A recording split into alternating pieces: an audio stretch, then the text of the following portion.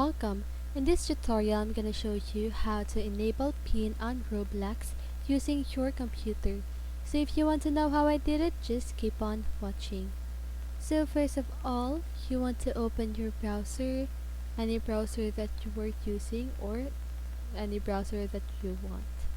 Then after that, just go ahead and search for roblox.com and log in your account, okay?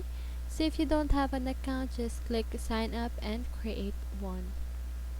And then once you've done that, just go ahead and click on settings. It is on the upper right side of your screen, and then click settings.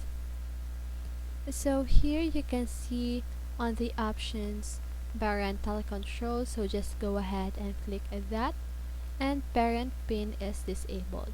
So to enable that, just go ahead and toggle the switch on, and then you need to create a 4-digit pin. Then you just want to confirm it, and then just click add. So please enter your password to continue. So just go ahead and type your password and click verify. So your pin is now set. You will need to enter this pin before accessing the settings page in the future. So just click OK, and that's how you do it. I hope this video helps you, and if it did, make sure to like, subscribe, and hit the bell notification so you won't miss a video. See you on the next one, and have a great day.